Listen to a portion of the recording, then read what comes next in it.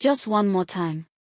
Amora sat in her small shop in the market, surrounded by rows of colorful fabric that used to bring her joy. At 45, the fine lines around her eyes told stories of laughter, but lately, they'd been carved deeper by worry. The construction of the new shopping mall had diverted customers away, and her once bustling fabric shop now stood quiet, like a forgotten promise.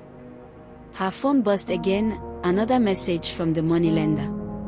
She'd taken the loan 3 years ago when her husband passed, determined to expand the business and put her 2 children through school. Now, Chidra's secondary school fees were due, and Obina's university dreams hung by a thread. The metal shutters of nearby shops rattled closed for the day, their sound like a countdown to her own surrender. Ladies who once spent hours selecting fabric for their Osoebi now preferred the ready-made outfits at the mall. Even her loyal customers, who'd sworn by her eye for quality since she learned at her mother's feet 20 years ago, were slowly disappearing. Madam Amora, you should sell before things get worse, her brother had advised last Sunday after church. Take a shop attendant job at the mall. At your age, it's better than this stress. She ran her fingers over a bolt of Adaya fabric, indigo blue like the kind her mother used to dye.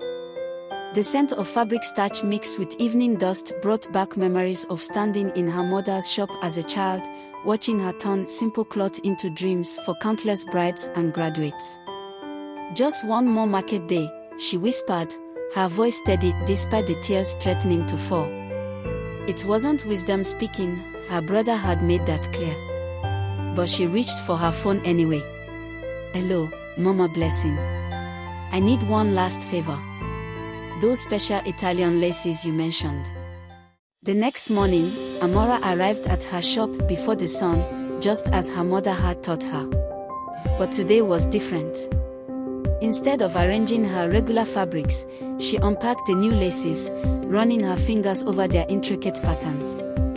She added touches her mother had always insisted on, the careful packaging, the small gift of matching threads, the extra yard for adjustments. Then she did something she'd been too proud to do before. She took photos of her finest pieces and asked Chidra to help her post them on social media. Mama, let me show you how to do live sales, her daughter offered, eyes bright with purpose. That evening, as she counted her first proper sales in weeks, her phone buzzed with messages from customers asking about prices. A bride in Lagos wanted a complete set for her train. Another customer in London needed matching fabrics for her daughter's traditional wedding. Amora looked at the moneylender's messages, then at her mother's old business notebook, its pages worn soft with wisdom. She thought of Obina, who had offered to forget university and help in the shop. No, she said firmly. We keep going.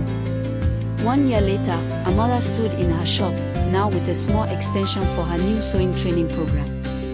The mall still stood nearby, but her customers had returned, drawn by the authenticity that no department store could match. Every morning, as she unlocked her shop at dawn, she remembered that evening when giving up had seemed like wisdom. On her wall hung her mother's first business license, and beside it, a note in Chidra's handwriting, just one more time, Mama. Because sometimes, the difference between defeat and triumph is simply refusing to let today be the day you give up.